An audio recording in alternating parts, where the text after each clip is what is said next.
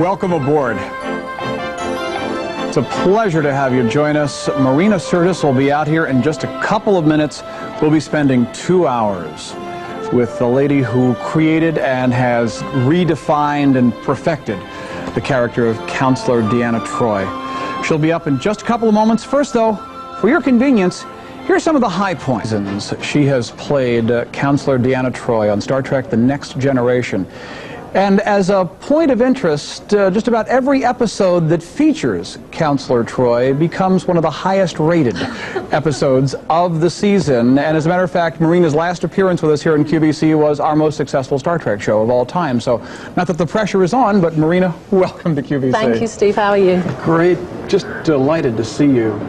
This is great. This is such a great welcome. I should come here more often. Well, we have so many of your fans out there, and we'll be chatting with them, I'm sure, through the show. But we start things off with your opportunity to attend a Star Trek convention. Now, you might live in an area where you can't get to a convention. We're bringing it into your living room. Marina is here, and there couldn't be a better time to pick up the autographed Counselor Troi plaque. $99.75.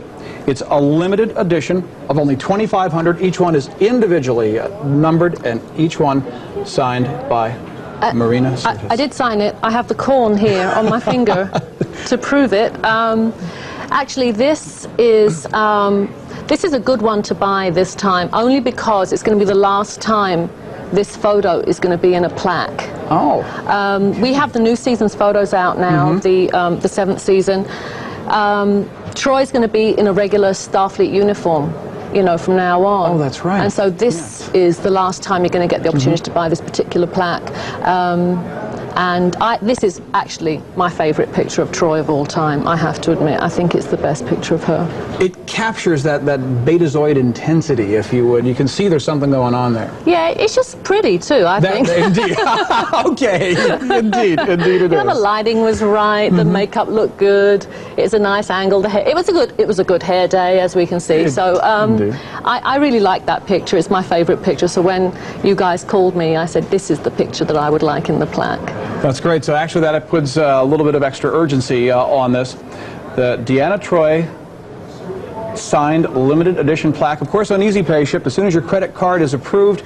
I know a lot of people are going to be shopping for Star Trek Christmas gifts throughout this hour. And let's go back, because you're in an unprecedented 7th season. I mean, only game shows, you know, and only Jeopardy and Wheel of Fortune. And Cheers, exactly. But for a syndicated show to hang in there, stay #1 for 7 straight seasons. Let's go back to when you were asked to audition. How did things come about?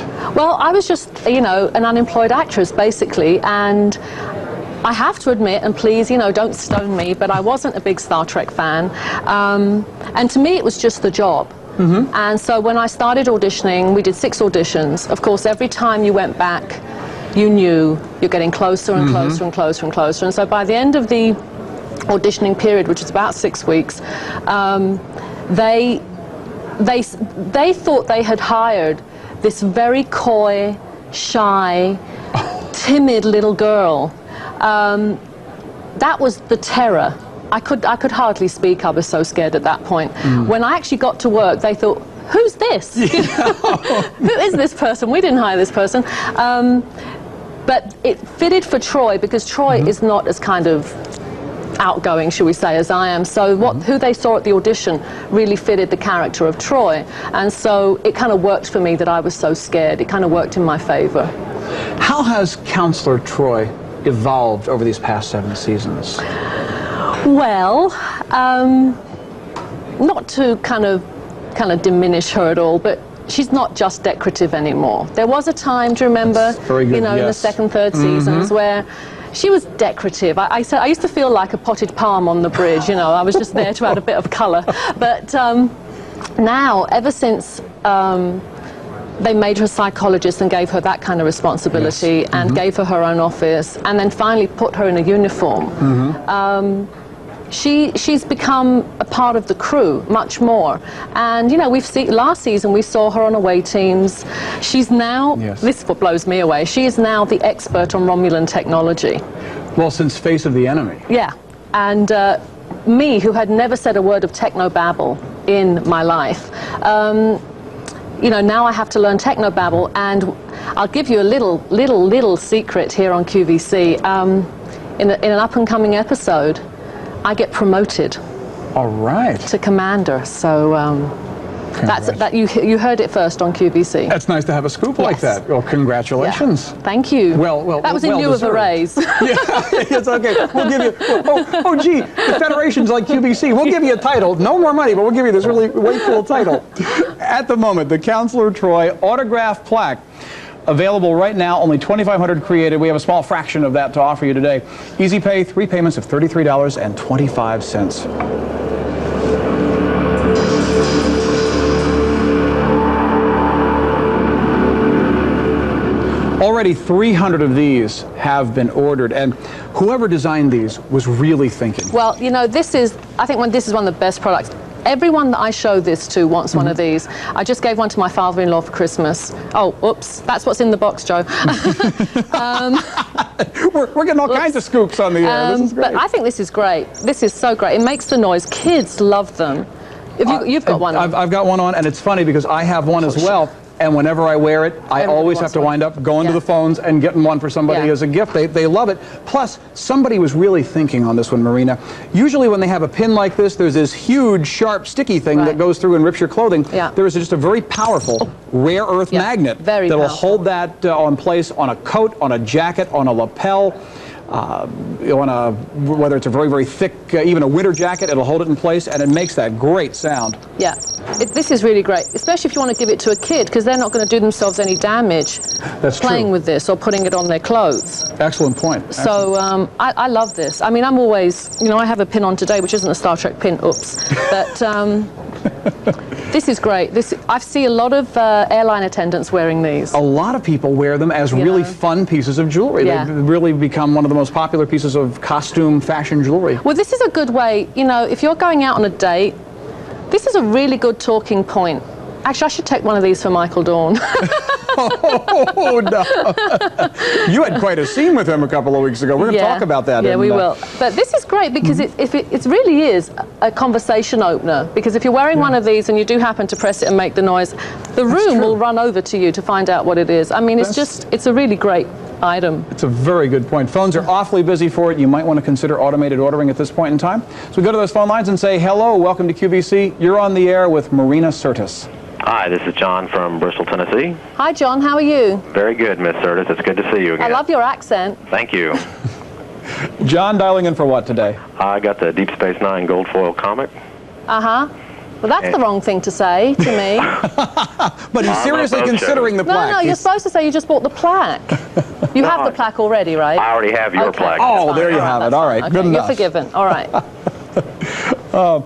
John, how long is a Star Trek fan? Been a fan ever since Next Generation started, and it's my favorite Star Trek show, to be perfectly honest. Oh, well, thank you. Thank you very much. Could I ask you a question, Miss Sirtis? Sure. We've seen Patrick Stewart and Jonathan Frakes and LeVar direct the shows. Are we ever going to see your turn at directing? No.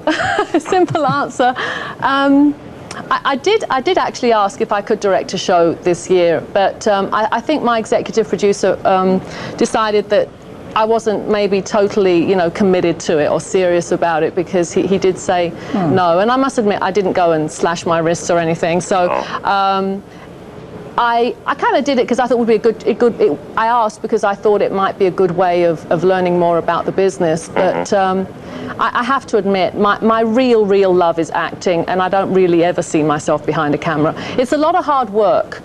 Directing is very, very hard work, and then your face doesn't end up on the screen at the end of the day, so I don't really see the point of it, to be honest. But that's an interesting way to look at it, yeah. You know, so no, you'll see me in front of the camera much more. You will see Gates directing, however. Oh, wonderful. The first episode. She'll be directing an episode in January sometime. The first woman on Star Trek, you know, of the cast to direct. Great. Excellent. You're getting all these scoops today. I'm going to get in trouble. This is terrific. Good question. Thank you much, John, for the phone call. Thank you, Steve. You're welcome. Bye-bye. Bye-bye now. Yeah, boy, we have a lot to ask you about. I mean, the upcoming movie. By the way, is it Thanksgiving of '94 or Christmas of '94? The rumor is it's Thanksgiving. that makes it a very fast movie to make. Oh boy. We'll see. You know, you always hear that, but I'm sure they won't be terribly disappointed if it comes out at Christmas. Either way, it's shaping up to be an absolute blockbuster. And we've heard so many rumors, and they're keeping this one so close to the vest, of how they're going to perhaps integrate some of the members of the original crew into the film. Yeah. I can't give anything away on that one. I just paused. I said, well, you never know. She might. Well, no, they are. They are. It is a movie that has both the original cast in it and the Next Generation cast in it. And at one point, a couple of the characters from each generation, if you like, meet. But that's all I can tell you. That's just fine. Thank you. Right now, J16144, the Star Trek communicator pin, over 800 have been ordered so far. It is $31.50. Understand from a viewer, it's good for about 10,000 of these before you have to change the batteries, and you eventually can change the batteries when you have to. Also available in the show, the Future communicator soundboard pin for $29.96. Makes the exact same sound. It's J21418. These are becoming very hot collectibles. I have never seen these before. And what's really fun is you're here. I know. Everybody's here. We have Data, Worf, Sulu, Kirk, Spock, McCoy, Scotty, Captain Picard, Geordi, Beverly Crusher, Deanna Troi, and William Riker. In fact, a lot of the figurines are new as of today's show. They're just so nicely detailed. I mean, we go through Spock doing the live long and prosper symbol that whenever Shatner had to do it, he had to have fishing wire attached to his hands. He couldn't make his hands go that way. Oh, really? Yeah, he could never make the Vulcan sign, which actually is an old rabbinical blessing that Roddenberry decided to incorporate in. We have him. We have McCoy, detailed right down to the face. Of course, Scotty. Scotty is new as of the show. All right, now, and we'll come right on through. It's That's me. Very, very nice likeness. How does it feel to see yourself as a pewter figurine? It's like the dolls, you know, when you get a Troy doll, and it's almost like it's not you. It's a really weird feeling. You have to kind of detach yourself from it in a weird kind of way, because it's not an exact likeness. Obviously, they can't do that, but it's very strange. It's a very strange feeling. I would bet, and that's something that'll be around. I mean, people will have those on their shelves for decades to come. This is I mean, I really like this. I hadn't seen this before, but I'm looking at Data here, and you can actually. He's holding a tricorder, which has detail on it. I mean, I can't believe that. And you can see the communicator pins, and there are you know, folds in the fabrics and each one identified right on the bottom, stamped on the bottom as to which character you have. On Worf, the detail in the phaser that he's holding. Geordi does look like LeVar a lot, I think, don't you? I think it's a very good likeness. Yes, he does. Well, you know who else? The face that really caught me. That is DeForest Kelly. Let me see. Is that wild? McCoy, That's incredible. That is a really fine DeForest Kelly. That really isn't. These are really fabulous, and they really need to be in a glass case somewhere, don't they? It's a collection. It looks like Gates too. It does. Yeah. It does very much. I mean, I know it's hot because you're here. I can't be objective about my figures. It looks like Counselor Troi. It definitely looks like the character. Counselor Troi. And as you dial in for these at home, we run back to the phone lines again and say hi. Welcome to QVC. You're on the air with Marina Sirtis. Hello, Steve. My name is Helen, and I'm from Winter Park, Florida. Welcome, Helen. Let me introduce you to Marina. Hi, Helen. Hello, Marina. How are you? Very fine, thank you. Oh, fine. I love this. That's great. People from all over the country. You sound like my makeup artist. She's from the South, too. This is definitely the South. Yes. Well, Helen dialing in for what this afternoon? I took your lead, Steve, and ordered the autographed edition of Star Trek Memories. Yeah, that has been extremely popular so far. It was quite a coup on our part to be able to get a hold of the last 2,500 that exist on the primary market. Now, to explain to people who might not understand, as a retailer, we're considered primary market. After somebody buys it from us and then brings it out to a convention and marks it up, that's the secondary market, and who knows what can happen to the price at that point in time. That's true. It's fascinating reading, Helen. Oh, I hope. It is. It is fascinating reading. It is not for me. I am not a Trekkie, but I am the mother of an avid reader. Okay, well, And a Trekkie fan from the word go. he or a she? It's a he. It's a he. He'll love it. I hope. Yeah. It's interesting to kind of read a book about Star Trek, written by somebody who was actually there at the conception of Star Trek, and was the star of the show, of course. So he was very prominent in decisions that were made, and he was around when stuff was happening. So he really knows what was going on there. I think that he will enjoy it a lot. You're getting him something really special. Helen, thank you for the call today. I thank you very much, Steve, and I enjoy your show a lot, and I wish you a very happy and merry holiday. Same to you. Thank you. You and yours as well, Helen. Thanks. Thank you very much. Bye-bye. Bye-bye. Bye. Yeah, we'll be talking about that Shatner book in a little bit. It's wild. Some of the things you find out. Yeah. How CBS ripped off Gene Roddenberry. We'll talk about that in just a moment. Right now, Spock is actually the most popular figurine at the moment, followed closely by Counselor Troy. So it's kind of a race. You know what's really funny about that is that Leonard and I have, I don't know if he knows this, but we do have like a competition happening right now. Really? To who signs the most autographs the fastest. And I think I broke his record recently. We're waiting on the numbers, but I can't even remember where I was. But I had a plane to catch. I always have a plane to catch.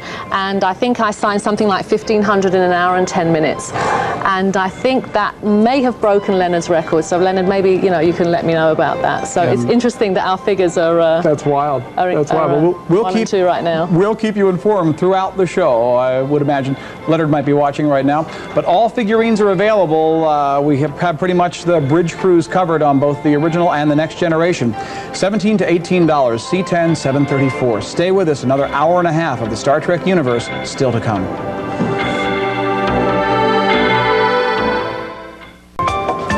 We're back with Marina Sirtis as we talk about William Shatner's book, Star Trek Memories. I'm going to own 2 because I ran out to the bookstores when it was first released, got it, read it, found out so many things. We'll be sharing those things with you, at least as many as time permits. It's $94.50 because we had a coup, an absolute coup, because he signed 4,500 of these. 2,000 sold at retail, I believe, the first day this was offered. And we got the remaining 2,500. Each one is numbered. It tells you right in the front which number you have, and there is William Shatner's autograph. Well, despite how untidy it is actually very hard to get William Shatner's autograph. Very. It's probably, impossible. in the Star Trek universe, probably the most difficult to get. Yeah. This book is fraught with pictures from the original episodes, behind-the-scenes shots, facts that will, even if you're a dedicated Trekkie, facts that will stop you in your tracks. For example, when Roddenberry first got the idea for Star Trek, he went to CBS. And pitched the idea, and they sat there and listened to him for 3 hours and said, gee, we'll pass. And then next year they came out with Lost in Space, using pretty much every idea he had. That was number one. A couple of things that grabbed me in particular, the cost of the first pilot episode was nearly $700,000 to create the cage, which was later called the Menagerie. Is that a lot? Because by those standards, by 1964 standards. 1964, you're right. That was a lot. Yeah. I'm thinking of how much the DS9 pilot cost. Oh yeah, no and that comparison. Was that 30 millions, 25 million, something. 30 years hence. You know, I don't know how. And it was also, and Shatner cites it in this book, also working with Desilu, which he cited as the cheapest studio he'd ever worked with in Hollywood, and how when they did the first pilot, NBC looked at it and said, "This is incredible. This is the most phenomenal piece of television drama we've seen. Pass." And he said, wait a minute, what do you mean pass? And they said, it's too ethereal, it's too deep, it's too intelligent for TV audiences. We need more action, we need more rock'em sock'em. Right. And get rid of the guy with the pointed ears, that's stupid. They don't like it. Now, where did you find all this out, Steve? You're telling me stuff here that I didn't know. I read the entire book. Oh, okay. Cover to cover, probably twice now, because every time I would read it, the first time I read through, I said, really? Really? And so I read it a second time. I found out that, now Gene at that time had Majel Barrett as his girlfriend and mistress, and she had been #1 in the original pilot. Yeah, I know that. And they also he had to fire her. Yeah. And Well, only because, but it wasn't, that actually shows how far we've come in the 20 odd years that, you know, number one now on DS9 is a woman. That's right. In the original Star Trek, they didn't think that the audience would go for a woman as second in command. That's true. And so that shows that we've actually progressed quite a lot in these years. Well, and they also talk about that first interracial kiss between Michelle and William Shatner. That did happen. Well, they shot it two ways. They shot a full contact and they shot a Hollywood kiss from behind, and the network cheesed out and said, no, we'll do it. We'll do the illusion of that first kiss. Well, there's going to be another one. Oh, we did one? We did one on Parallels. Absolutely, in Parallels. Well, there'll be more of that coming. See, when I misbehave, the producers find these kind of subtle and devious ways to punish me. So they kind of got me paired off with Worf right now in a couple of episodes. So, and he does insist on wearing those ugly teeth, you know, every time we have to kiss. So, and can you explain to me how you can get a kiss wrong? It's like every time we have to kiss, Michael Dorn is going, cut, we got to do it again, we got to do it again. I'm like, you're wearing my lips out, Michael. Marina, I speak for, I think most males would probably say, yeah, I have a better one in me. Let's do that again. Oh, I know I have a better one in me. I really do. Well, he's had about 20 better ones in him. Good for him. I knew I liked it right from the start. Right now, William Shatner's book, Star Trek Memories, autographed, available nowhere else in the primary market, $94.50, a very special gift for the Star Trek collector or for the Star Trek fan. And as you dial in for it, we go back to the phones and say hi. Welcome to QVC. You're on the air with Marina Sirtis. Hi, I'm Pat from Olean, New York. Hi, Pat. Hello, Pat. Hi, I just want to tell you, Marina, you have got to be the best of Best any what? of the Star Trek. Oh! I thought there was a punchline there, Pat. I can remember when the old Star Trek first came on. No. You mustn't call them the old Star Trek. They're the original Star Trek. Okay, the They get original very Star upset. Trek. Yeah. I'd have to be good all week so I could stay up late Friday night to watch the show. Oh, boy. So you were a child. You were a baby child. Little kid. Yeah, little kid. I'll be. Now, Pat, are you dialing in for Star Trek Memories? I already have it. Uh-oh. I ordered it today. Oh, you do? Okay. Yeah. Well, you've read the book. You're sort of like me. You have the book, and now you're getting the autograph version. Absolutely. Yeah. I can't wait till my father-in-law sees this. To kind of put you on the spot here, is there anything you read in the book that made you say, really? Like you stopped in your tracks and said, I never knew that. When they use the wire on Spock's fingers. That was on Kirk's Yeah. fingers. Yeah, Kirk's, exactly, the fishing hook, because he could never do that. Right. And William, if you're watching, Bill, I can do it with both hands. Just thought I'd bring I it have up. to really think about it. Well, because we don't do it on our show. That's so true. There you go. That's true. Very nice. I have been practicing. Nicely done. You know what? The one fact that got me in the book, that stopped me in my tracks, Nichelle Nichols was thinking of leaving the show. She thought her character wasn't being developed as fully as she wanted it to be. Right. She was going to leave, and then she was at a function, and Dr. Martin Luther King came up to her and shook her hand and said, I am a great fan of Star Trek, and especially a fan of you. Boy, this is exciting. The first black woman as a star of a major television series. This is so important for all of us, and thank you. Keep up the good work. And Nichelle said, I guess I'll hang around for a little while. Yeah. That's an amazing story, to think that the original Star Trek had such an impact in society. It did indeed. Yeah. Well, it's chock full of photos, as you know, and your autograph version's on its way. Pat, thank you for the call today. I just wanted to tell Marina real quick, our favorite episode of all time had to be Galaxy's Child. The Child or Galaxy's Child? Galaxy's Child. Now, which one was that? The one where you had the son, Ian? No, that was the Child. No, that was the Child. The Child. Galaxy's Child was about this thing in space that adopted the Enterprise. That's right. Yeah. But the Child was the one where I had Ian Andrew. Yeah. Yeah. That's actually, I have to tell you, even though that was the first episode of the second season, that is still my favorite episode too. Really? Or Troy episode, you know. So well, we have the same taste. Thank you. Thanks so much, and keep up the good work. I'll try. Thanks. Okay. Pat, thanks for the call. Thank you. Bye-bye. Bye-bye. Right now, we are very busy on the lines for Star Trek Memories, signed by William Shatner, $94.50. Each one an individually numbered and autographed copy.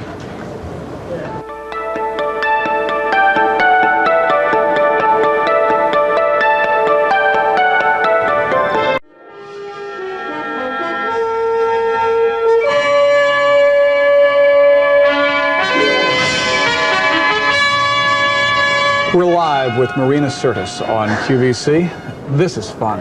And I'm hurt. Why, Patrick? Where's you and Gates? There's never any pictures of me with the captain.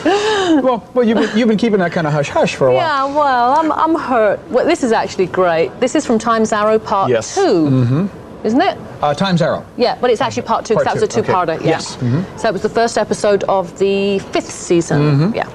A fascinating episode where they found Data's head in San Francisco, and it appeared to have been buried for 500 years. Yeah, you'd think he'd miss it, wouldn't you?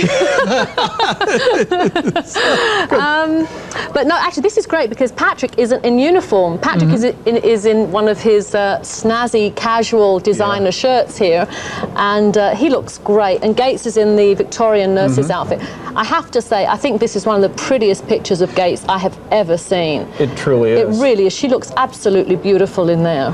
Patrick Stewart personally selected this photograph. When he heard the plaque was being done, he said, use this. This is, and you can see why. Personally signed by Gates McFadden and Patrick Stewart. It's $155, limited to only 950 pieces. So you've got a very short run, limited edition, and a really great looking photograph. It is, it's beautiful. Jazz up your den or collectibles room. Yeah, because it's usually the plaques are us in our uniforms or something that we wear all the time, and this is great because basically she just wore that in one episode. That's right. That's gone back into the wardrobe department. It's a fabulous photo. They obviously took it on the set one day when Patrick just happened to be passing and Gates was working, and they snapped the two of them together. Now, each one of these is going to come with a certificate of authenticity attesting to the fact that only 950 of these were ever created. And you always make sure you keep that in a very special place so that you have one matching the other. And and this is obviously Patrick Stewart with no makeup. That's true. You know, because he's himself that day. That's right. He's not Picard. I wonder if he's doing that one-man show again in New York. Yes, he is. Oh, not in New York. He's going to London with it this year, and he's going to be at the Old Vic, which is one of the most famous and historic theatres in London. But for those of you in California, I think he's going to be in Pasadena next weekend. If you can steal some tickets, I think they're sold out. But so one-man version of the Christmas Carol. Yeah, it's fabulous. It's I can't remember how many parts he plays, but there are a lot. Yes. And he actually has to put up with a lot of ribbing from us the rest of the year because we've all learnt lines from the show, and we say things like, "What, sir? What, the big turkey, sir?" And I can see this going down in the set. So, oh, shut up, Marina. It's a fabulous show, and it really does put you in the mood for Christmas. Yeah. It does indeed. And we head back to those phone lines. Say hi. Welcome to QVC. You're on the air with Marina Sirtis. Hi, Steve. Hi, Marina. Hi. Hello. This is Anne in Gloucester, Massachusetts. Where in Massachusetts? Gloucester. Gloucester, like in Gloucester, England. Yes. Wow. And Anne, how have we helped your Star Trek collection or somebody else's Star Trek collection today? I ordered F-1917, The Star Trek Memories by William Shatner, You did? the book. Yeah. So you want to find out what happened behind the scenes, huh? Yes. Why is it all the women are calling in to find out what happened behind the scenes? We want to know the gossip, right? We want to know what was really going on. Yes. Now, this is for yourself, Anne? No, it's a gift, a Christmas gift.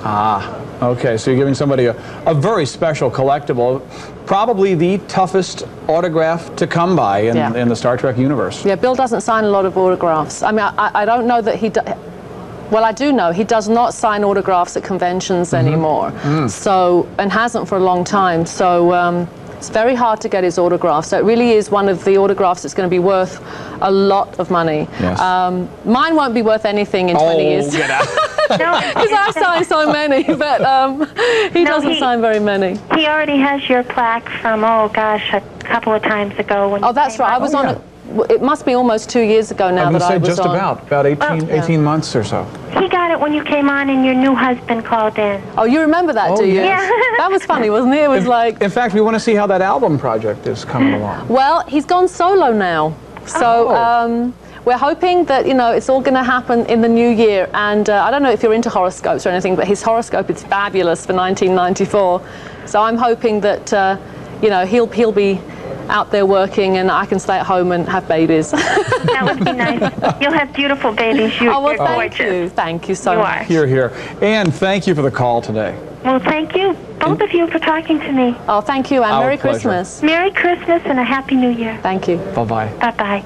At the moment, a brand new plaque, only $950. You're getting Patrick Stewart's signature and Gates, there we go, Patrick Stewart's signature and Gates McFadden's signature for $155. About half of Marina Sirtis' plaques have been ordered at this point in time. You'll see that's C10660, and as she said, this will be the last run of these with that particular photo. From here on in, the shots of Counselor Troy will be in the Starfleet uniform. So quite a rarity. I mean, it's already a limited edition, but that makes it extra rare. $33.25 times 3 on Easy Pay if you choose that. But what a great time to get it. It's like attending a convention right there in your own home with Marina here on the air. You don't have to stand in line either. That's right. That's right. Or park.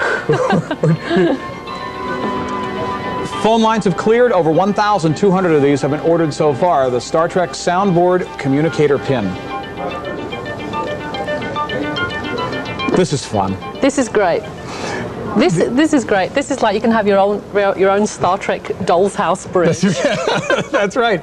You get the background. You get the corrugated background. Plus, you get the Playmate action figurines. The classic Star Trek collector's figure set, 7 figures from the original TV show, each one highly detailed. Now, what the Playmates people did was they numbered the boxes on these. Out of 150,000, we got the first 2,500. All QVC customers will receive the first 2,500. The number is on the exterior box. Oh, look, Bill dropped his whatever it is here. What is this? A phaser. Phaser. That's phaser. Oh, our pistol. phasers are different. Yes. Now. Well, he dropped his. Bill, that's very careless of you. There you go. Okay. Get this on the blooper reel. We got Shatner dropping the phaser here. Wait a second. But this is great. I think He's dropping everything. He is. He dropped his communicator. Everything. And everything. Oh, might be a union shop. Prop man might be. Not to get a prop. he does hold the phaser. Trust us. He does hold the phaser. But you get Kirk, of course, Scotty, McCoy, Spock, Uhura. You said Uhura. Uhura. He's got the wrong teeth in today, folks. Sorry. It's Uhura and Chekhov, as well as Sulu. You have everybody here. Yeah. This is great. It's a fun set, and on Christmas morning, imagine the Star Trek collector opening up this box, realizing that he or she has one of the low-number figurines, and you have all the accoutrement with this. You have the original communicators, you have the phaser pistol, and when you realize the authenticity of these, look at the phaser pistol. You can actually see where the old hand phaser, because that was the idea. Yeah. The hand phaser would click into the phaser pistol to give it greater range and greater power, and then eventually that would click into a larger stock for a phaser rifle. See, I'm interested in the fashion points, obviously, and we can actually see Uhura has a pair of those fabulous earrings that she used to wear. Oh, yes. Look at those. Yes. Those lovely 60s kind of big old hoop earrings. I wore a pair of boots in the just like that in the very first episode. Oh, that's right. They were ugly. They look much better on her. Her legs are much better than mine. Well, as you look at the figurines, of course, thinking back to William Shatner's book, Leonard Nimoy was not Roddenberry's first choice to play Spock. Actually, it was Lloyd Bridges. No, he was for Kirk. Oh, that was for Bridges. Kirk. Bridges said no, he wouldn't. That's right. Bridges didn't want to tag himself with a sci-fi series. No, it was originally it was Martin Landau. Oh, okay. But he was already busy with Mission Impossible, and the series was top 5 and kept being renewed, so he backed away from that. Then he actually approached DeForest Kelley, and you read this in the Shatner book. Approached DeForest Kelley with the role, and DeForest said, "A green guy with ears." Actually, the original Spock was supposed to be a red guy, but because of most TVs in America back then being black and white, he would show up sort of as a black guy with pointed ears. And they said, no, we better, soften the color to a different shade. But fascinatingly detailed. You can create your own bridge. All this little background comes along with it. As you dial in for it, we head to the QVC lucky number machine. Going there with Sherry this time. But right now, before we leave you, just wanted to show you the box right here. All the boxes are numbered. Now, they only made 150,000 sets of these for worldwide consumption. We got the first 2,500, so all QVC viewers will get a set with the box numbered at 2,500 or lower. At $79, it's C12, $392. Stay with us, though. Lots more of the Star Trek universe coming up. In fact, right now, a brand new product in the show, over 400 of these have been ordered. It's another QVC exclusive. The Malibu Comics people got the license and the franchise to do the Deep Space Nine comic book. This is the first one, but they did 21,000 gold foil editions, and the rest are just regular newsstand copies. We bought all 21,000 of the gold foil editions, embossed gold foil cover, first edition, first print, limited edition cover, $28, C12, $6.96. That's a fabulous comic. I've never seen one like that. I mean, I do a lot of conventions, and I've never seen that comic at the conventions. It's brand new. It's great. Just hit the streets. A medal that plays an important role in our current space program. In fact, a lot of the space shuttle. And congratulations to our space shuttle astronauts. Yes, congratulations. What an incredible feat. Yeah. And first of all, find the guys who designed the original Hubble and send them up. I would fire them. Get those guys out of here. You know, I mean, nothing worked. And they sent this big blob up there, and everything had to be replaced. Yeah, and they did it, floating around in space. Unbelievable job. Yeah, that is unbelievable. And those suits are very hard to work in. So it's amazing that floating around in space in those suits, they managed to fix the Hubble, but the people down, you know, with gravity in regular clothes couldn't get it right. So interesting point. It just goes to show you what happens sometimes when things go to the lowest bidder. Is that what happened? I would imagine. I'm learning so much today. Right now, this is the Star Trek Science necklace, the Science emblem, the Star Trek emblem indicating Science Division, but it's done in titanium, lightweight, strong metal that when they forge it at different temperatures takes on different colors. This is $19.75. It's part of a trend. This Delta shield made from titanium on a gold tone 18-inch necklace, part of a major trend. Star Trek jewelry is one of the big happening things right now in the world of fashion jewelry. Yeah, we have earrings made out of the same kind of thing.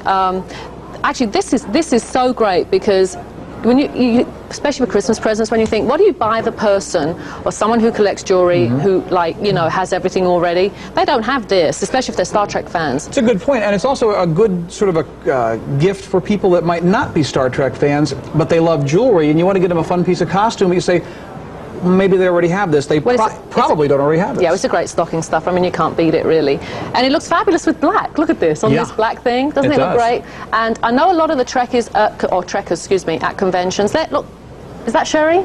Yeah. Sherry's wearing black. Looks great. Wear a lot of black in turtlenecks. A lot of the different aliens have the black thing on.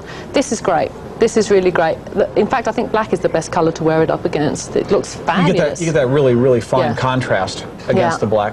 And as you dial in for J13788, back to the phones we go and say hi. You're on QVC with Marina Sirtis. Hi. Hi. This is Charlotte from California City, California. California City? Uh-huh.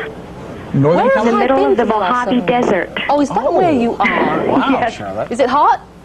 No, today it's pretty cool. Yeah, was it? Do you ever get rain up there? Yeah, it rained for about 2 days. Oh, it did, yeah. I left it was raining yesterday, yeah. A short rainy season. And Charlotte, are we adding to your collection or somebody else's right now? Well, I purchased a gift for a friend who's a really old Trekkie. She just loves William Shatner, and so I bought the book. Oh, she does? But I'm a die-hard New Generation. And I love you, and I love all the cast. I think you're fabulous. I just cried when I heard this is the last year. Yeah, I did too. Yeah, I've been wailing ever since I heard too. So I'm very upset that it's the last year. But you know, there's the movie to look forward to. So it's not like we're gone and never coming back. We are going to be, you know, making the movies. So you just have to pay money to go and see us, unfortunately, at the movie theater. That's okay. It'll be worth it. Okay. Indeed it will. Well, enjoy giving the book, Charlotte. I will, because I know she loves. Well, she even has come around and watches, you know, the New Generation also. But like I said, she's a real. There are a few of those fans. There are still a few out there who are real die-hard original Star Trek fans, and you know, good for them. It's. Everyone, you know, everyone is entitled to their favorite shows. Just tell her she can't ever come to one of my conventions, okay? Are you going to make an announcement about your next convention? Am I? Here and now. If I could remember where I was going to be, it's not until the first weekend in January. I know that I'm going to be in Washington, D.C. in the first fortnight. Do you say fortnight in this country? 2 weeks. That's 2 weeks. First 2 weeks in January. So, and I think in Raleigh. I'm not going to be in California, though, until probably next, you know, the big California one in round about March time. Yes. So that's the one that you probably see me at. But in North Carolina, right? Raleigh is in North Carolina, yes. Okay, good. All right, good Well, I just wanted to tell you how fabulous I think you all are. And Steve, you're doing a wonderful job. Thank you so much. Charlotte, thank you. Happy holidays. Thank you. Bye-bye. Thanks. Bye-bye. At the moment, very popular, the titanium necklace, J13788, $19.75. Speaking of Star Trek jewelry, we have the Bajoran ear cuff available, J21048, $31. That is sold out almost every time it's been on the air. And to wear it as a true Bajoran, remember, wear it on the right ear. Really? Yeah, absolutely. That's last time we had it on the air, somebody had it on the left ear, and I kept pointing, saying, "No, right ear." Anyway, $31 for that J21048. Stay with us though. Another hour of the Star Trek universe coming up with Marina Sirtis.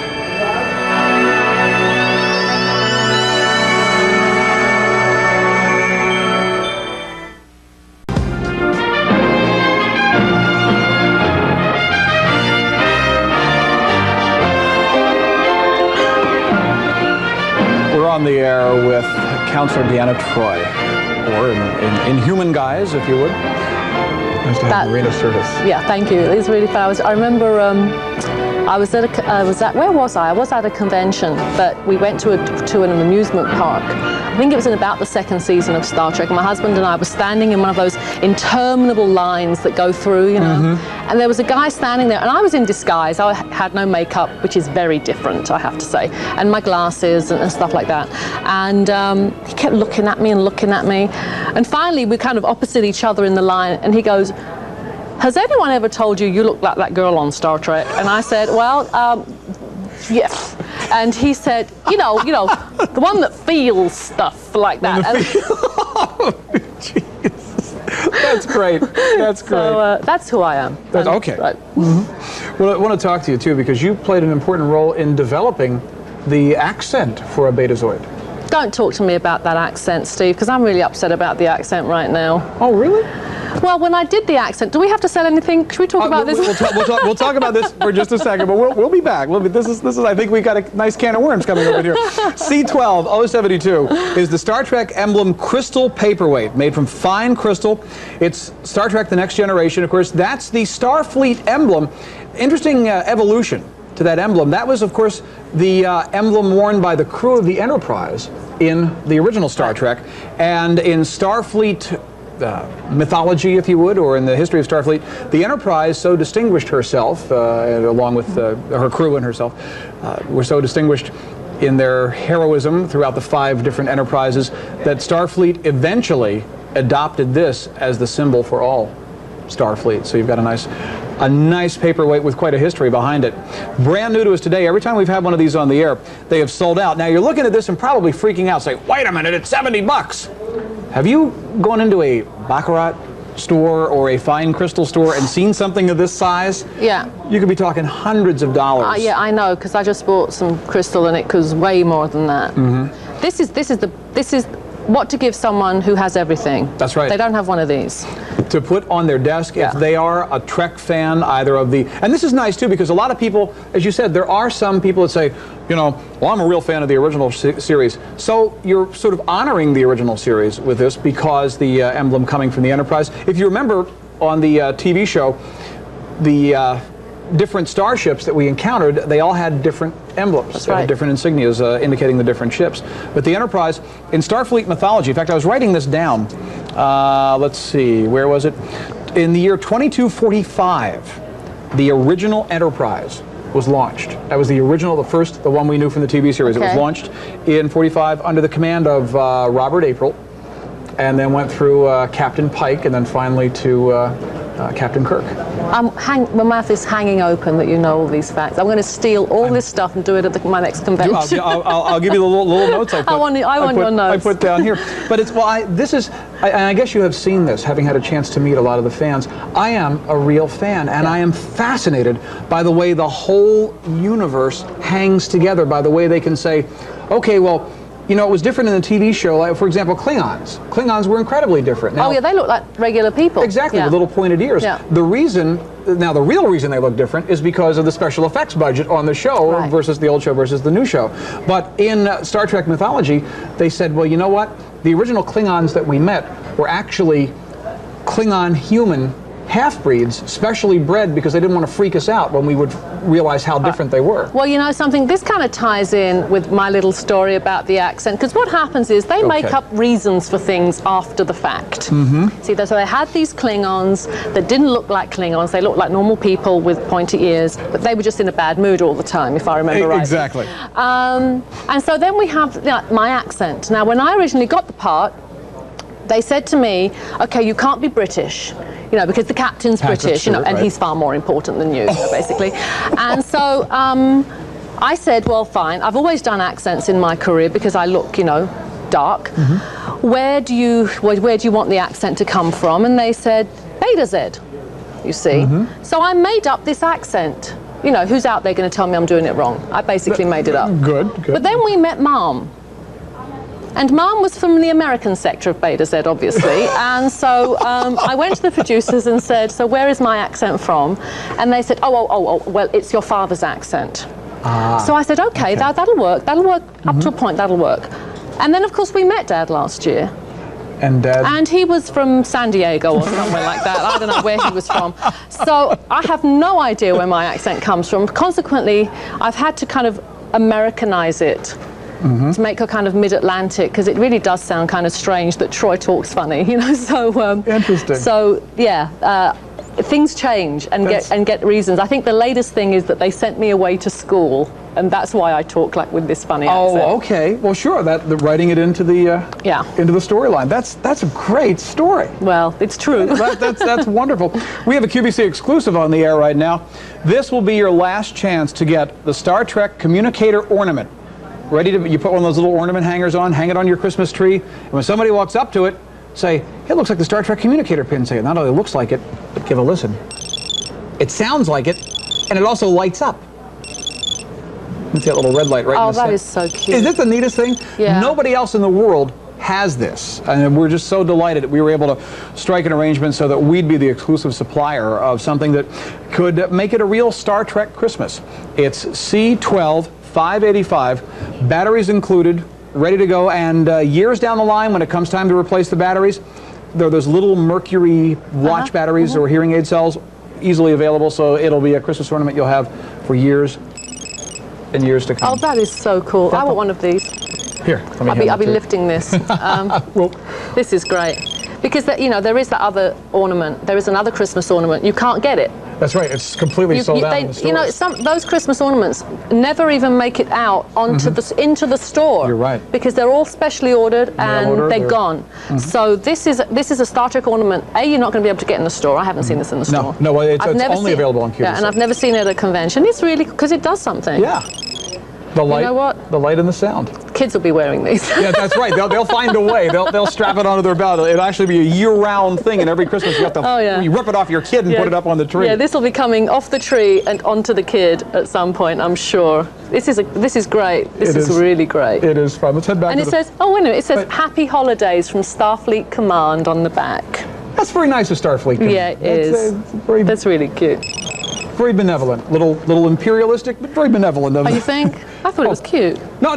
That's very nice. Starfleet Command is very imperialistic. Yeah. If you look at Starfleet, is this big, supposedly benevolent organization, and you realize they have all these rules that they say we're big and benevolent, but we do have a few death penalties, guys, and that's just. Do we? I believe Prime Directive, violating a Prime Directive is a death penalty. It is? Oh, and going to Talos 4 is a death penalty or really bad motel accommodations. I forget one or the other. Yeah, okay. Anyway, we go back to the phone lines now and say, hi, welcome to QVC. That was a terrible joke. Thank you. Well, I'm known for those. You're live with Marina Sirtis. Hi. I'm known for those. You're live with Marina Sirtis. Hi. This is Phil from Bloomington, Illinois. Please tell me you're not laughing at that terrible joke he just made. That was a pretty good one. Thank you, Phil. Well, Phil knows I got my finger on the button. Don't encourage him. Don't encourage him. Phil's on the air by my good graces. Am I on ejector seat or what? Phil, thank you very much. How have we added to your stock of Star Trek memorabilia? Yes, you have, with the Deep Space Nine gold foil comic book. Are you a comic book collector? Star Trek collector. You're a Star Trek collector, so you have everything else. Is that the deal? Like I've bought most of the stuff that's had you, that QVC has sold with yours, with everything with yours. Are you a big Troy fan? Yes, I am. Thank you. That's so nice. Thank you very much. Actually, even though she's not a great judge of humor, so am I, Phil. but you know, where she can read thoughts. So she knew the punchline before I delivered it. Okay, so. that's good. That's good. He's very quick, isn't he? Shovel, please. He's very quick. I've also heard that you're signed on for the spin-off of Next Generation. Is that true? No, that isn't true, actually. That isn't true? No. You know, I've done how many hours of television? I end up looking at the wrong camera. I'm sorry, it's because we do ours on film and not on video. No, that isn't true. I think they want a whole new crew. They want a whole new bunch of people for the new show, which is going to be called Voyager. Yeah, on the new Paramount Network. On hopefully the new Paramount Network, but you know, the idea is that the Next Generation cast will be off making movies. We did kind of drop hints. I mean, Jonathan and I were going around saying that it was going to be called the Rikers in Space, but that kind of fell on deaf ears, I have to admit. So the Rikers. Phil, I got a concept going on here. Could you see it? The opening of the show, the Troy and Riker in front of the piano. You know, boy, the way the Klingons played. I'm liking this. This is high concept outer space stuff. This is good. See, we saw it as the Star Trek sitcom, which hasn't been done before, but the studio didn't buy it. So, so no, it's going to be a whole new group of people that you will grow to love, I'm sure, you know, down the road. Well, hopefully we'll see the Next Generation in at least 6 Star Trek Next Generation movies. Well, please, yeah. I'm betting. Oh, sure. Yeah, you have to go and see each one like 20 times and take all your family. Okay. Always have done many times. Great. Oh, terrific, Phil. Good phone call. Thank you very much. Thank you, Phil. Happy Christmas. Merry to you. Bye. Bye-bye. Right now, the communicator ornament, $19.50, C12 585. You still have the opportunity to dial in for the soundboard communicator pin. It's $19.50, C12, C16 1 or J16 144 for $31.50. And the future communicator soundboard pin. Both of these, by the way, are QVC exclusives. The future one is $29.96, J21 418.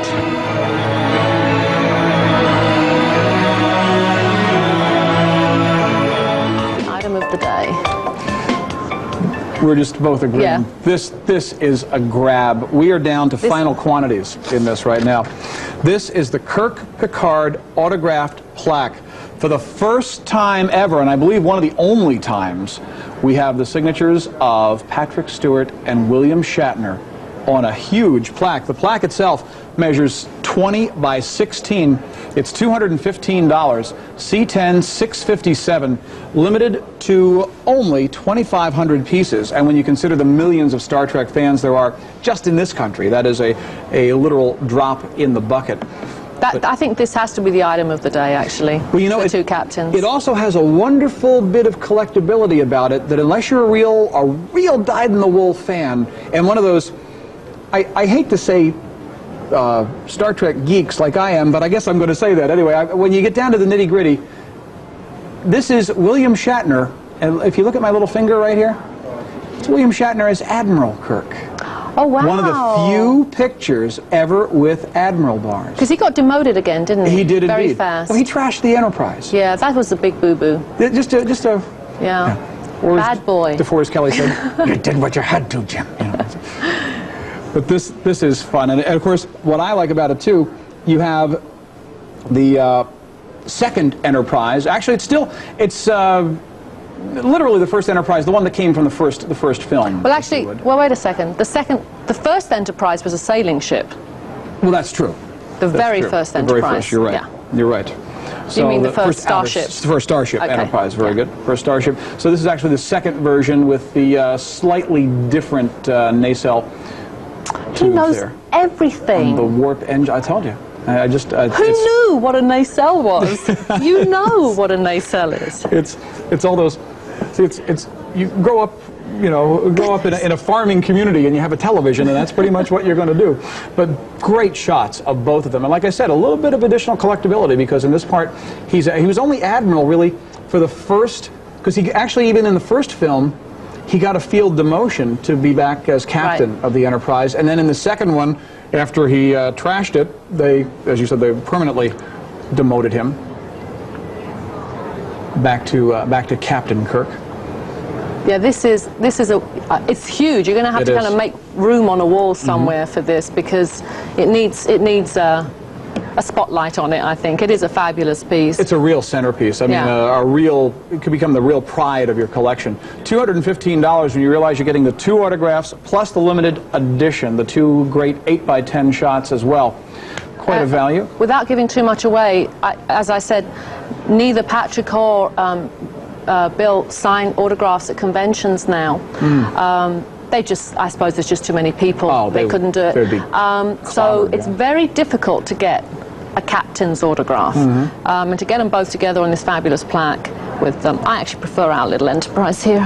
It's a much more sophisticated ship. Much bigger ship. There was, though, a very famous monthly magazine who, when they reviewed our encounter at Farpoint Pilot, showed it upside down. And I remember. That's how much they knew about Star Trek. I remember. Of course, the fifth version, 1701D of the Enterprise, which was built at the Utopia Planitia That's exactly Space right. Yards, That's exactly Mars. right. And we're doing an episode. We're filming it next week, where we have a story about the Utopia Planitia building of the Enterprise. Oh, wonderful! This is we just have this empathy happening here today, Steve. You say something, it's relevant. It's great. This Betazoid thing is working out. It rubs off by osmosis. There you go. C10 657, very popular now, $215. Not too many of these to go around at the moment. And speaking of that, not too many of these to go around. The Counselor Troy autograph plaque. We are down 2/3. A little over 2/3 have been ordered, so less than 1/3 of what we had to offer you still remain. $99.75. Easy pay, 3 payments of $33.25. C10 660. This could be last call for that. And also extremely popular, that picture that was personally selected by Patrick Stewart. Gates McFadden and Patrick Stewart personally signed that one, and as Marina pointed out, Patrick's in his civvies. Not too many shots of him in his civvies from the Star Trek universe. $155. So here it is. Is this a great looking comic? It looks like an etching or something, doesn't it? I mean, it's in fact, you know what this looks like? This looks like, we did an episode called Second Chances, and Lieutenant Riker, the cute one, did an etching for Troy, and it looks exactly the same, although that was a real etching. This is just fabulous. I love this. Embossed gold foil cover. Over 600 have been ordered just from the preview of the show today. It's $28. C12 $696. Only 21,000 of these were created by Malibu. Now think of the collectability angle here. It's a #1 first print, first edition, first print of a brand new comic book. That's eminently collectible. It also is sort of a limited edition within a limited edition because of the gold foil cover. Only 21,000 of those were created, and we got access to all of them. It is beautifully detailed, and you expect this from Malibu. You have those wonderfully, almost individually painted panels. In fact, not almost. I mean, they are actually. I have to say, actually, these are some of the best likenesses of the characters that I have ever seen. I mean, that really does look like Colum. It does. That really does look like Terry, and I know because Terry's one of my best friends. It does. It really, really does. Sometimes, you know, we don't buy stuff, obviously, we get given stuff that is supposed to be us, and we go, well, that really looks like my aunt, but, you know, thank you very much. This stuff really looks like the people it's supposed to be portraying. It does. There's Rosalind Chow as Keiko. Yes. Fabulous. And again, just beautifully done. The colours are fantastic on this. Well, they do a Is this process. glossy paper? It is. It's a glossy, wow. acid-free, Okay. and they individually paint each one of these panels. The Malibu Comic Company is one of those newer companies in the world, newer when you compare it to DC or to Marvel, but they have taken the comics world by storm and realized DC and Marvel were bidding for the Deep Space Nine comic, and the folks at Paramount weren't all that concerned financially. They wanted a company that could absolutely accurately portray the splendor, the color, the vibrancy of the Deep Space Nine universe. You can really see the difference, because when there's white in normal comic books, it's beige, but this is white. Absolutely. Pages are white. They're not that kind of grainy stuff. And do you recognize, I believe this was an episode that John Tesh was in? John Tesh did one of our episodes. His character has returned. It's John Tesh. Absolutely. Is this wild? Without a piano, yes. I have to say, thank goodness. But oh, now come on now. John, write to Marina, care of Paramount Pictures. No, John and I go way back. We're fans of each other, so I'm just teasing him. Terrific. But he's a big fan of the show, and we're big fans of his. Yeah. It looks just like John. It does. Too. It does. I mean, that is. Yeah, that's great. You'd be saying something about buy my CD. I saw it's no, he's not. See, you're just as bad as I am. I am indeed. That's why we're getting along so well. We head back to the phones now, which are, again, very, very busy.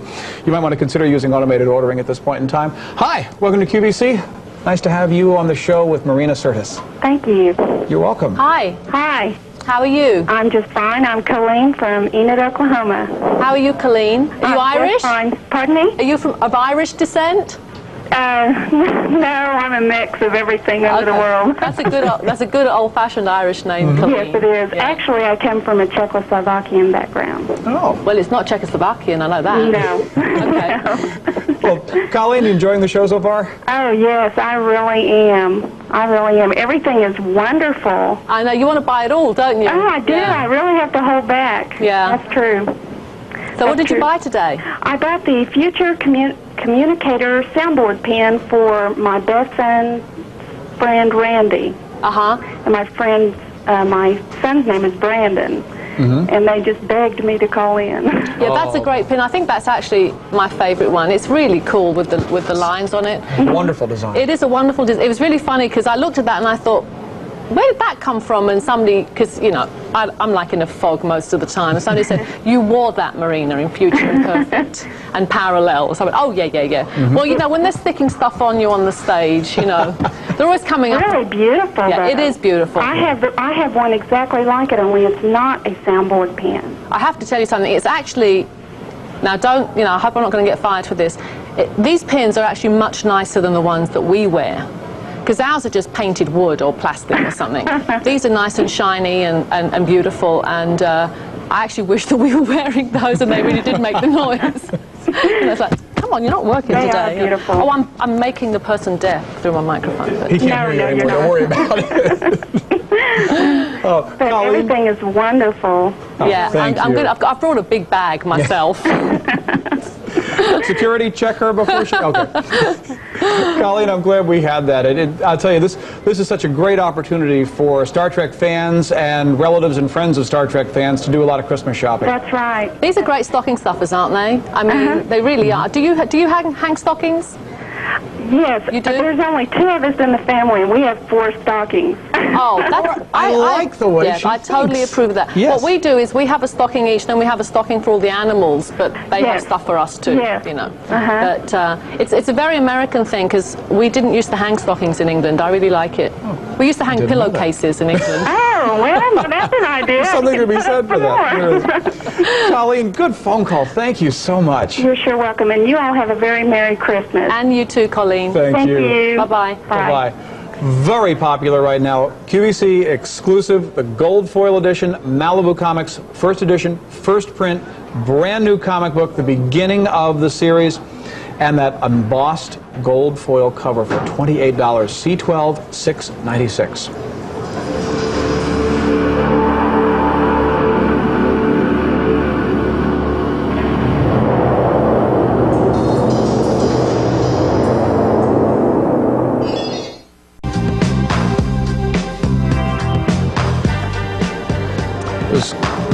Great shot of you. I'm going to say with me and Riker, actually. There's a great one in there. Wonderful. One of the fans' favorites. We go through, these are the 5th anniversary TV cards for $21.50, C10 886. Great shot of the poker game. Yes. And guess what? Troy is back in the poker game. Are you really? Yeah, now how dumb can you get? She's an empath. I'm going to say, I'm sitting there with a full house. You're going to know it. I mean, but you know what? This is really dumb. She's losing. I don't know what's happened. Oh. And what is this? Wonderful that's Will shot. Wheaton. Yeah. Wonderful shot of Wesley Crusher. That was the episode where he... They crashed in space. And it was right before he was off to Starfleet Academy. That's right. And he actually got a chance to really distinguish himself. Yeah. With, there we go. That's a fabulous picture. You get that one. You also get another nice shot. Oh, this is, I have to tell you who this is. This is Slasher, Buzz, right, and Slugger. That's right, those. Although Brent did insist on calling me Sluggo, which made me sound like some kind of drain cleaner the whole episode. But these were the names that we gave each other as our alter egos in Power Play. That's right, those alien entities that took over. Yeah. I love those episodes where we're taken over by entities, because always bad entities, you know. Yeah, there are never any good entities who come and say, hey, we just like to go to Disney World, you know? Yeah. This picture was very interesting. I have to tell you a story. There is a story behind this picture. The only light that the photographer did when he took this picture, it's amazing you can see us at all, was his flash. So we were standing there in the dark. Oh my gosh. And Whoopi was saying, we're invisible. We're invisible. He's never going to see us. But it actually came out fine, much to our surprise. Quite a photographer. Yeah. Quite a photographer. There are 12 shots in all. And here is the Wolf family. Yes, indeed. I personally think it was a big mistake killing off I do too. our friend Susie Plaxon over there. I do too. Kaylar. I was very surprised that they really did kill her off. I mean, it wasn't one of those things where she Yeah, but you know came something? back. She could come back. She could. I mean, you can die on Star Trek and still come back. We've done that before. Exactly. Well, look at Superman. Yeah.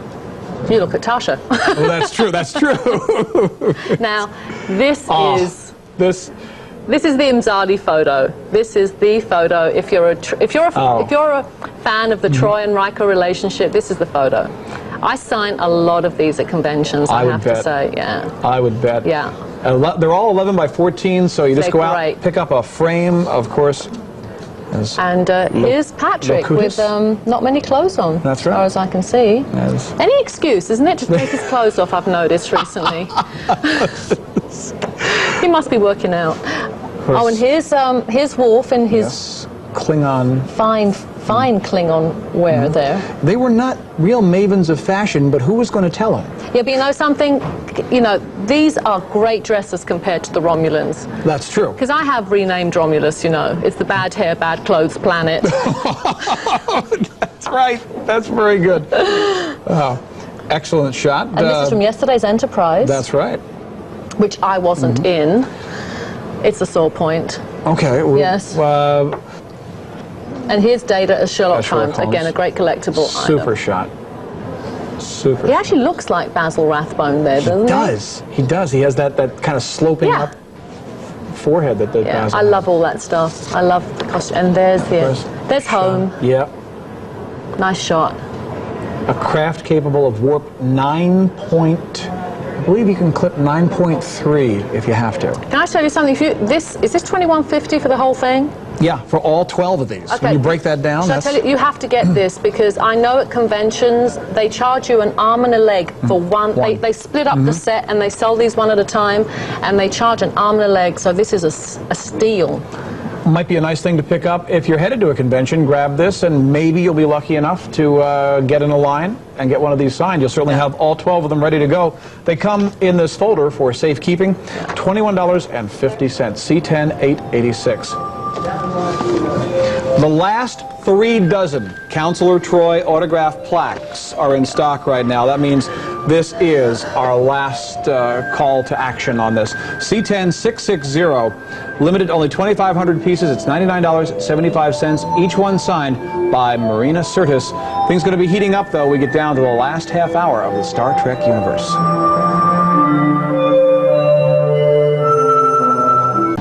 Oops.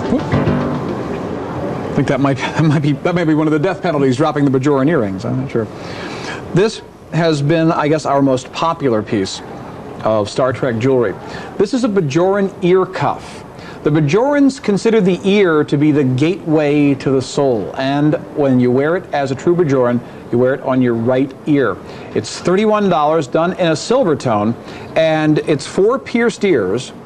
This goes through the pierced hole in your ear, and then the cuff comes up and goes in the top of your grabs ear. to the very top of your ear. So it's extremely fashionable. And you know what? It's very noticeable, too. If you have longer, fuller hair, people are going to be able to see this. And also, if you're a big silver jewelry fan, it gives you the opportunity to wear this on one ear and one of your really fun silver earrings. Actually, I have to tell you, this is, it really is a true story. I have some friends in New York, and I went to visit them recently when I was up there. And they have 2 daughters, about, I suppose, 12-ish and 9. And I took them as gifts, Bajoran earrings, and both the girls screamed. This was exactly what they wanted. Everyone at school had them. They wanted them, and their mom had said, you know, well, you can't have one, and I had brought one as a present, so what was she going to say, you know? But the kids, the young teenage girls love these, even if they're not fans of the show.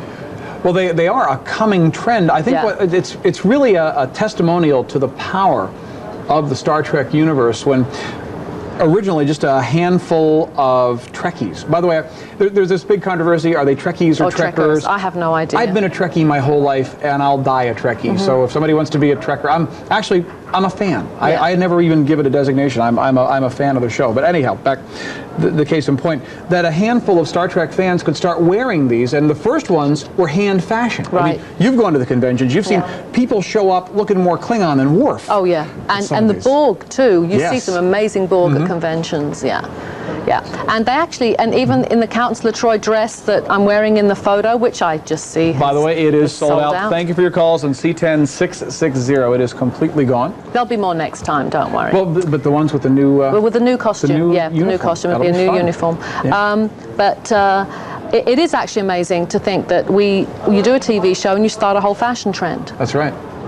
That's right. Start a whole new fashion trend. Exactly. And Star Trek wasn't really a fashion trend kind of a show. Oh, look, Sherry's wearing it. Sherry has it on. Now, Sherry, give me an idea. This is a hot-looking piece of jewelry. Yeah, a little bit higher, on to the top of the ear. That's it. On the right ear. Here's me, the expert on Bajorans. That. She'll have it up in just a second. In a minute. I just wanted you to get the proper effect. There you go. That's there you go. Oh yeah. That's fab. This is sharp looking. Where do you see this? This is the idea. It looks great against Sherry's hair. Do you have one of these, Sherry? I think you should. You know, it's a great conversation starter. People are going to say, what have you got on your ear? Yeah, they're going to say, what is that? Or they might look at you and say, what is that? Thinking it might be an amplification device of some kind. No, it's great. It's a really nice piece of jewelry, actually, a really fun piece of jewelry. And with the holidays coming up, it's great. You can wear it with. Doesn't that look like some of the chains that you sell on this channel? Very much so. In fact, it is. That's a very good observation. It's going to match a lot of the stuff that you have if you watch QVC regularly. It's sort of a modified Figaro. There you go. You would. Yeah, so it'd be nice with your sterling silver Figaro, or I say modified because it's kind of a hybrid between a Figaro and a curb chain going down there. And of course, looking at it close up, I have to look over them. It's bifocals time. It is definite I'm as blind as a bat too. I have lenses in. Anyway, as you dial in for this, Tom Okaneski is our producer today. We'll run to the phone lines and say hi. Welcome to QVC. You're on the air with Marina Sirtis. Good evening. Hi. Good evening. Good evening. My name is Deanna. Oh, really? From Crestview, Florida. Yes. From where are you from? Crestview, Florida. Crestview. And how are you today? You weren't named after my character, I presume. No, I was named a long time before that. You sound young, but you sound a little older than 6. I'm 28. All right. And how are we helping you out today, Deanna? Well, I've got 2 of the pewter figurines. I got your character, Deanna. Thank you. And I got Spock. Oh, you got the 2 leading figures. Yeah. Those 2 they've always been my favorite. Do you think we're similar at all? Do you think that the 2 characters have any similarities? So, when the show started, they used to say, oh, you must be, the new Spock because you're half alien and he was half alien. And that was really where the similarity ended. I mean, we really had nothing similar. I felt that Data had more Spock-like, attributes. Yeah, as far as his, personality, it was more like Data and Spock. But as far as with you 2 being like, you both look at things from all sides and try to come up with the most reasonable answer. Oh, well, that's true. I hadn't thought of that. You both have that line. You actually don't refer to it as logic, but you absolutely use logic more than any other member of the crew. Yeah, no one ever pays any attention to what I say, of course, but yes, I do. Well, until the Enterprise gets sucked into that big energy woofie and they go, oops, we should have listened. Until the end of the show when they go, yeah, you were right, or the captain thanks me, or whatever. But, you know, I suppose it would spoil the plot if I gave it away too soon. So, good point. I think that's why what happens does happen. I saw you on here and I said, I just got to talk to her. Oh, well, thank you. This is so sweet. My ego is going to be so big, I'm not going to be able to fit through the doors on the way out. Well, thank you. You're really good. Thank you so much. We thank you. Appreciate the call a lot. Well, I'm glad I was able to get in and talk. I appreciate it. Well, bye, my namesake, Deanna. Yes. Well, bye-bye. Have a happy holiday. You too, and thank you. Bye-bye. Deanna, thank Bye-bye. you. Bye-bye. Right now, the Deep Space Nine Bajoran ear cuff, over 700 have been ordered so far. The QVC price is $31.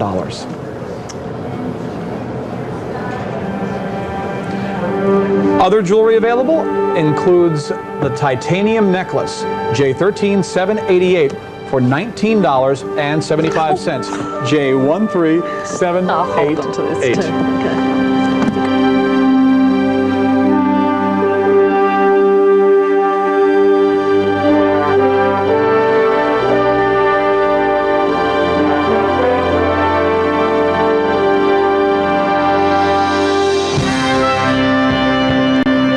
Shows ago, I couldn't resist anymore. One of these, you go into my den, one of these is up on the wall. This is one of the most special, original, if not the most special, original Star Trek series collectible we have, because there it is, the entire bridge crew in a photo that never really existed. I'll explain more about that in a moment. We have 3 dozen of these remaining in the system, and that's it. Then it will be completely sold out. We'll have access to no more. It's $495. Limited edition of 2,500, so right now over 2,470 years, 2,465 have been ordered through the last couple of years.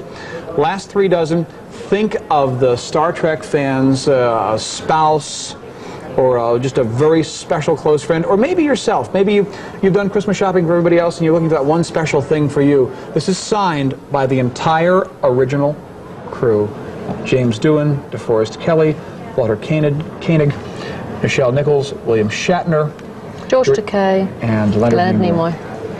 All signed on this plaque, which is, the photo itself is 11 by 14. The plaque is much bigger. It's already matted. In fact, it's triple matted. It's framed with anodized black aluminum and ready to go up. In fact, the hanging hook is on it, so you just simply put a nail in the wall, the hollow wall hanger, and you're ready to go.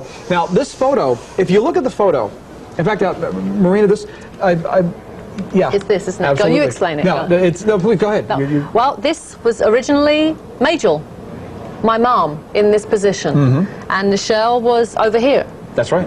And there's some kind of problem with Majel and Paramount and licensing, and so they superimposed Nichelle where Majel was supposed to be.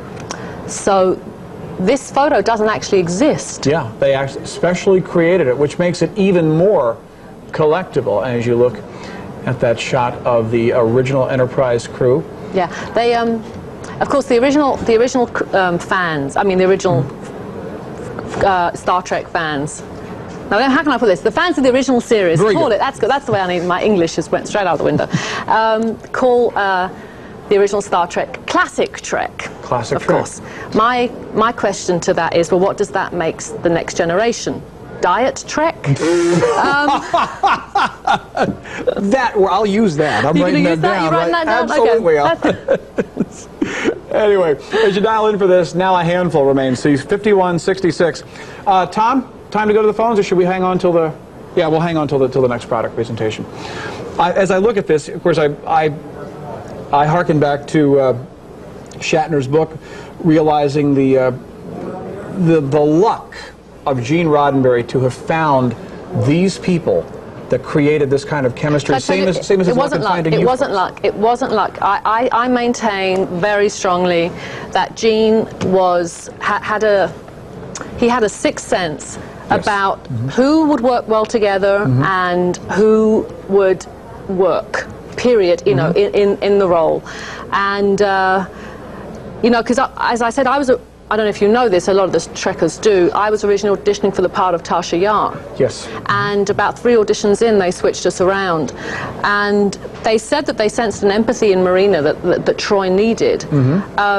Gene just had this vision. I mean, he really did have this vision. So I don't think it was luck. I think he had a real gift. I agree. Well, you make your own, absolutely make your own luck, as he did. It's gone. We thank you for your calls, and that'll be the last time around. However, still available, Star Trek Memories, signed by William Shatner. $94.50, only 2,500. They made 4,500. Shatner signed 4,500 of these. And 2,000 were sold at retail. We got the last 2,500. Over 600 have been ordered so far. F1917, $94.50. Flanking this, or framing this, if you would, to give you an idea of the size of this poster. The poster of the USS Enterprise, NCC 1701D, the current version of the Enterprise. This cutaway design, it's just beautifully detailed. Excuse me. Yes, yes. I found a mistake on here. Oh, good. That makes it more collectible. We'll come over and take a look. I found a mistake. It says, because I only read about myself, of course. Counselor Deanna Troi, ship's counselor on the Enterprise. Deanna was born to human and Betazoid parents on the planet Haven. Oh, no. The planet is called Beta Z. The episode was called Haven. That's right. Oops. This is majorly collectible, because you know that they found this and corrected it. You know, in the couple of years we've had this on the air, nobody has ever seen that. You know why? Because they only read about themselves too. So Walter Koenig was mad he wasn't on this. I don't know, he has that thing going.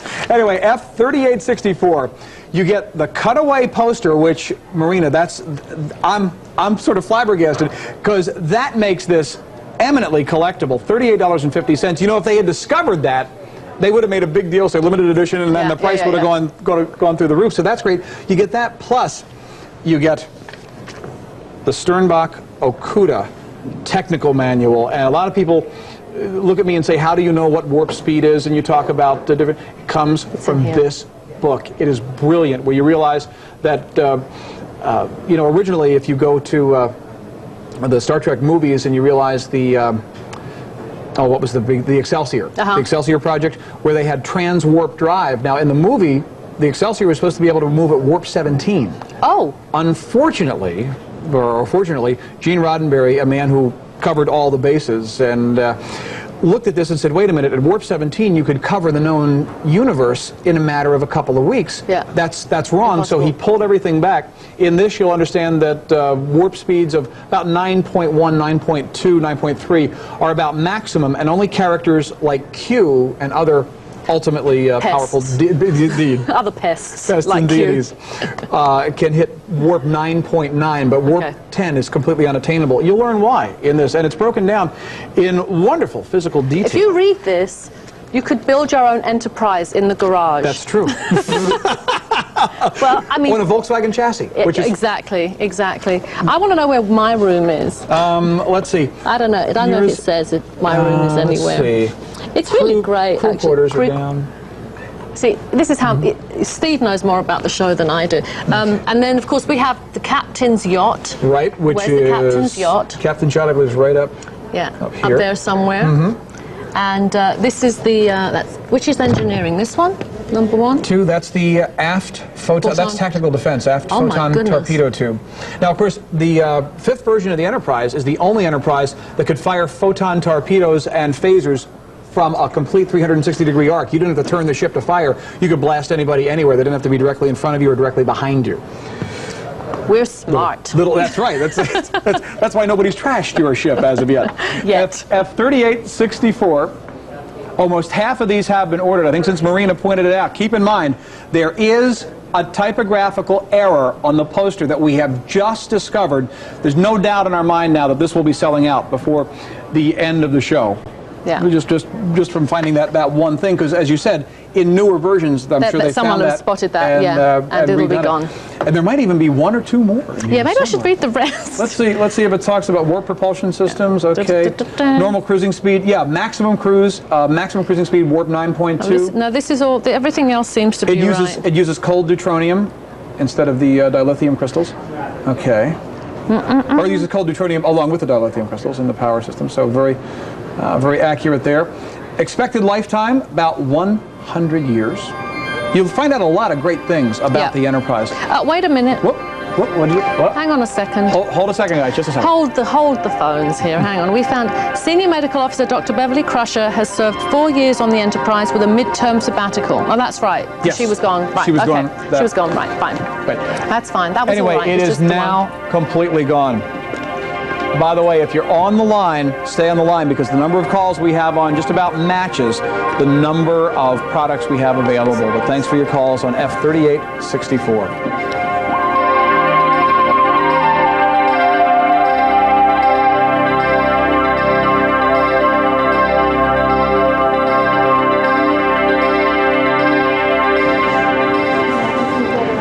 We keep getting further apart as the products keep getting wider here. This is an uncut card sheet. Now, prior to QVC coming around, these were unavailable to the general public.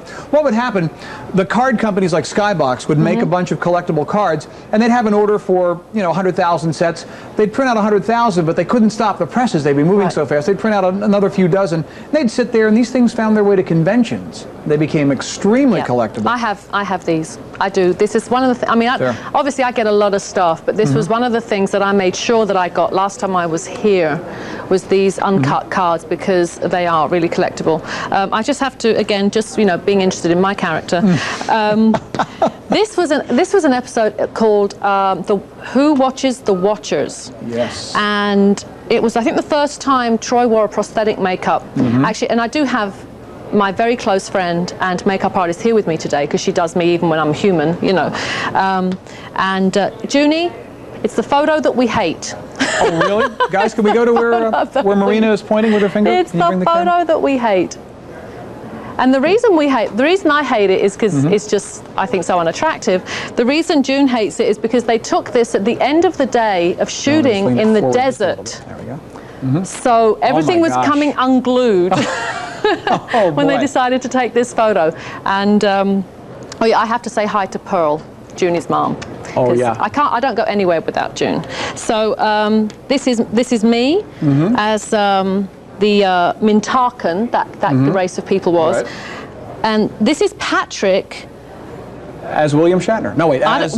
As the Werewolf of London, it looks like here. I have no idea which episode that was. I'm trying to recall. What does it say on the back? Wait a second. That's right, because you do get the backs of the cards. That's one important thing to point out to you. Let me turn mine around. Now, we've mounted these on poster boards, so you get an idea. They'll come to you rolled up in a tube. Yeah. But the backs of the cards with the information, was the information back there? No, because I can't find the right card. Oh, okay. But when we do, let me see if I can. You know what? I don't even have to tell the fans what that was in, because they know. We're getting 19,000 phone calls right now. People saying, "I know what it was." Yeah, Marina, how ignorant can you get? You should know all the episodes. But this. Well, there've been enough now. Yeah. It's getting kind of tough to. Tough to track. But all 120 of the Skybox cards are on these uncut sheets. Think of them as great, really nice works of art to hang up again in the den, where they look really good, framed over the fireplace, or in the recreation room, in the family room, in a little guy's room. This is great, because it has some pictures, like it has Ensign Rowe, who we saw for a small while. That's right. We also have Rosalind Showers Keiko, we have Kalar, we have Alexander, and we have Denise Crosby as Sela. That's right. When she came back as a Vulcan. So it's great, and we have the Big Goodbye here, which was another favourite of Patrick's and Gates's when they dressed up in, period. Hold on a second. Molly Daly, who was also a great Star Trek fan. Molly, what was that? The picture of Patrick Stewart? He was directing Data in Richard III. When he was directing Data in Richard III, he was a serf. He was a serf. That's right. That's fabulous. I have to say, and Patrick says it himself, when he was at the Royal Shakespeare Company, he was first choice low comedy, so this kind of does fit the bill. The entire set, $35.50. As you dial in for it, bear with us, phones are very, very busy. We go over to the Dancing Waters at the QVC Lucky Number Machine. And right now, the Next Generation uncut sheets are $35.50, C10 885. One more thing to take a look at, and that's the Future Communicator soundboard pin. And I love that. I agree with you, the lines on this. I love this. I'm actually going to put it on. All right. because I like this so much. Goes This on? is so, look at this. That same rare earth magnet? It's on. It's a sharp-looking piece of jewelry. And you know what? I just realized by putting it on, my pin that I'm wearing today makes holes in my jacket. And even after dry cleaning, those holes are there. This is not going to ruin your clothes. Oops. It makes that great sound. It's not going to ruin your clothes at all. This is fact. You know what? They should make all pins like this. That's true. With magnets, so they don't ruin your clothes. That is absolutely true. In fact, we have another one. Data. Over here. Data. Come in. He's on the night shift. That's just. There you go. Oh, It's great. It is a great sound, and if you catch it just right, I was able to do this once. Oh, it's a continuous. It starts looping itself. Yeah. That's obviously, the busy signal.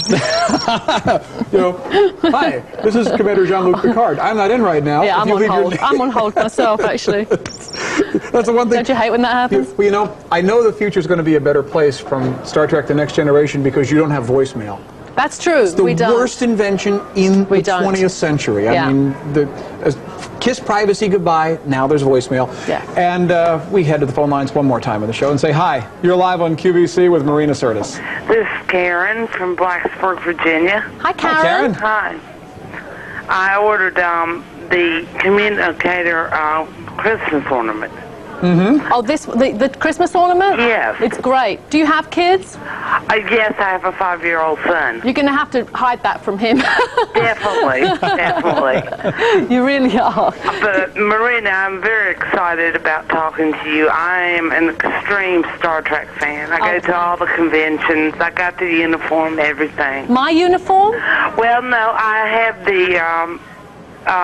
the first season Star Trek uniform, plus I have the new edition Star Trek uniform. Yeah, well, actually, the girls still wear basically the first season uniform, but just with a little collar. It's basically the same uniform the girls wear. The boys wear the jacket and the pants. Right. Yeah. And, but they're all very uncomfortable, I have to be honest. Well, mine is comfortable. Is it? Yes, I had mine made. Oh, well, yeah, well, we have ours made too. Yeah, especially. They just have to melt us down and pour us in every morning, It's an interesting point. In the original series, they had to find an inexpensive material to work with, so they used, that's why velour. Velour was very inexpensive. Problem was, though, Desilu Studios were so cheap that they made them use velour, but after about 3 dry cleanings, they were shot, and they had to go back and create them again. So yours are made of a much nicer fabric. Yeah. Well, they're made of spandex, or a spandex-like fabric. I don't want to, say bad things about the company, but they're uncomfortable only because the collar, the stretch is kind of the wrong way in the fabric somehow, and they kind of dig in your neck. The boys, of course, are always doing the Picard maneuver, which is this, Yes, I've noticed you've noticed that because that's because we're wrinkle-free in the 24th century. So that's why they do that. You said you go to conventions. Have you seen me? Have I ever been to Virginia? I've been to Virginia Beach. I know that much. No, Jonathan was supposed to be down here in Roanoke about a year ago, and they canceled it at the last minute, which I was very disappointed. Well, I'm sure I'll get there at some point soon. Well, I hear you're going to be in Washington in 2 weeks. 4 weeks, I think. 4 weeks. Well, I might see you there because we're thinking about going to Washington. Okay, well, come and say hi. I will. All right. Definitely. And enjoy your Christmas ornament, and thank you for the call today. Oh, you have a very Merry Christmas. And to Thank you. Thanks. Bye-bye. Bye. At the moment, our future communicator soundboard pin. Of course, this also showed up in parallels. Yeah. Your character, like I said, and we talked about this in the beginning of the show, whenever your character is featured, it becomes one of the highest rated episodes. Now, in parallels, Worf is going through all these alternate universes, and, well, you and Worf, well... We were married. Yeah, it was great. It was horrible. Well, if I'm looking at it from Worf's standpoint, From Worf's standpoint, yeah. It was actually very interesting, and it was fun to play a kind of a semi-comedy in some scenes, role, because Troy isn't very funny most of the time. So whenever we get a more light-hearted scene, I love those scenes. And now there's this whole thing happening on the Enterprise, if you like, where the boys are saying that Troy has developed a wiggle. And they do this now, that Troy's wiggling all over the place. I'm not convinced I do that on the set, but they say that I do. Whenever I'm funny, I wiggle. I'm darn sure going to watch real closely next week to find out. And as you contemplate that, before we say farewell here, let's take a look at everything still available in our last Star Trek Universe show of 1993. Over 1,600 of the original soundboard communicator pins have been ordered. And your choice of Star Trek pewter statues, we have a lot of new ones available tonight. Keep in mind, I believe it's sort of neck and neck between the Spock and the Deanna Troi figurine as to which one is the most popular. $17 to $18 depending upon the figure. C10, $734. The Star Trek Memories signed by William Shatner, $94.50. F1917. Keep in mind, 4,500 were signed. 2,000 went at retail. We got the last 2,500. They're all ours. Each one is numbered and signed by William Shatner. That beautiful shot. Gates McFadden looking stunning. I mean, stunningly beautiful woman, but that's a great shot. $155 QVC price. C12, $364. And that classic Star Trek collector's figurine set, $79. C12, $392. You're getting the first 2,500, each box individually numbered. The Star Trek Science Titanium Necklace, $19.75. That's J13788. And the Star Trek Emblem Crystal Paperweight. This one's brand new. Everyone we've had in the past has sold out. $70, fine crystal, C12, $702. And the Star Trek Communicator Ornament, $19.50, C12, $585, a QVC exclusive. It makes the communicator sound and it lights up. In very limited supply now, the Kirk and Picard autograph plaque, $215, both captain's signatures, C10, $657. And the Deep Space Nine gold foil comic, $28. Thousands of these have been ordered in the show. We have all the gold foil edition of this first edition of the Deep Space Nine from Malibu, C12, $696. Also, the Next Generation 5th anniversary cards have completely sold out. Thanks for your calls on C10, $886. I think a lot of things are going to be selling out here in the review to the show. The Deep Space Nine Bajoran ear cuffs, very popular, $31, J21048. The uncut sheets, only a few dozen of these remain, $35.50, C10, $885. Oh, they're gone. Are they gone? No, we're just practicing with that on the preview monitor. And also the Future Communicator Soundboard pin, $29.96, J21418. Didn't have time to get to this Star Trek Annual number 4. It's a first print of that with Leonard Nimoy's signature. Only 1,000 of these ever created, each one individually numbered. You have Leonard Nimoy's signature on it as well. $70, C7716. This has been fun, Marina. Oh, well, thank you. So it has been fun. Delightful. And I'm totally impressed with your knowledge of Star Trek. Well, thank you. Thank you very much. I'm totally impressed by your abilities as an actress. We look forward to seeing the remainder of this last season as Deanna Troi continues to develop, and the movie either next Thanksgiving or next Christmas. Your next convention, Washington, D.C.? I think so. I think it's Washington. There might be January. one before that, but I've got a feeling it's Washington. All right. Look forward to that, and hope we can get you back on the air as well. Me too. Thank you. Bye-bye. Bye-bye. If you're on the line for anything, stay on the line.